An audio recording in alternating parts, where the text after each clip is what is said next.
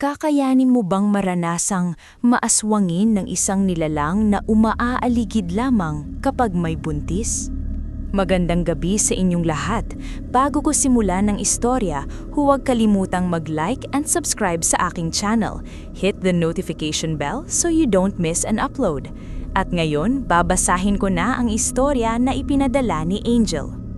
Magandang araw po sa inyo at sa lahat ng tagapakinig. Ako po si Angel at ang karanasan ko pong ito ay nangyari noong buntis po ang ate ko. Hindi po kami mapamahiin pero lumaki kami sa probinsya kaya pamilyar na sa amin ang mga kwento tungkol sa tiktik. Akala ko noon kwento lang iyon para takutin ng mga bata hanggang sa maranasan namin mismo ang hindi ko akalaing totoo pala. Noong 7 buwan nang buntis ang ate ko, umuwi muna siya sa bahay namin para doon manganak. Tahimik ang lugar namin, palayan sa likod, iilang bahay lang ang magkakalayo at pagdating ng gabi, halos kuliglig at hangin lang ang maririnig. Doon pa lang, may kakaiba na. Tuwing gabi, ayaw matulog ng ate ko nang patay ang ilaw. Pakiramdam daw niya may nakatingin sa kanya mula sa bintana. Unang gabi, narinig ko ang tunog. Mahina lang. Tik, tik, tik. Akala ko patak ng sanga sa bubong, pero malinaw ang langit. Walang ulan at walang puno sa itaas ng bahay. Binaliwala ko na lang. Kinabukasan, napansin naming namumutla ang ate ko. Madalas siyang hilo at biglang giniginaw kahit init ang panahon. Sabi ng mga matatanda, normal lang daw sa buntis. Pero pagsapit ng gabi, bumalik ang tunog. Mas malinaw, mas malapit. Tik, tik, tik. Galing sa bubong. Parang may naglalakad na paa. Magaan pero may ritmo. Sinilip ko ang bintana pero wala akong makita. Madilim ang paligid at parang mas lalong lumalim ang dilim sa taas ng bahay. Ikatlong gabi, nagising ako dahil may naaamoy akong parang bulok na karne na hinaluan ng kalawang. Bumaba ako para uminom ng tubig at napansin kong bukas ang bintana sa kusina. Sigurado akong sinara ko iyon bago matulog. Sa labas, may narinig akong mahinang tawa, babae, paos at pilit. Kinabukasan, dumalaw ang kapitbahay naming matanda.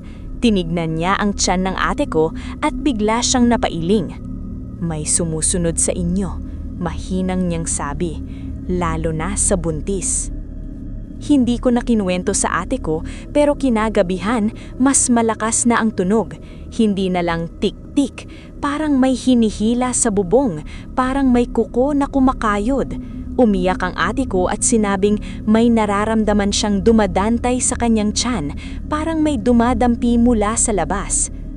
Bandang 2:00 ng madaling araw, narinig namin ang isang malakas na bagsak sa bubong.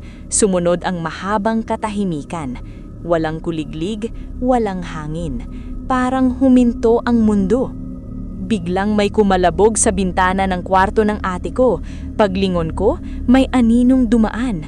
Mahaba ang buhok, baluktot ang katawan, at ang ulo nakabaligtad. Doon ko narinig ang malinaw na tunog. Tik, tik, tik. Hindi na ako makagalaw sa takot. Ang ate ko naman ay nanginginig, yakap ang tiyan niya. Biglang may tumulo sa bintana, malapot, maitim at mabaho.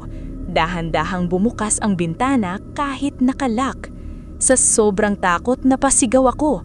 Sa sigaw ko, biglang nawala ang amoy. Tumahimik ang paligid. Parang walang nangyari. Kinabukasan, dinala agad namin ang ate ko sa ospital.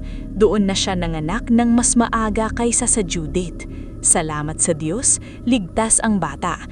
Pero habang nasa ospital kami, napansin ko ang maliit na marka sa tiyan ng ate ko, parang bakas ng mahahabang daliri.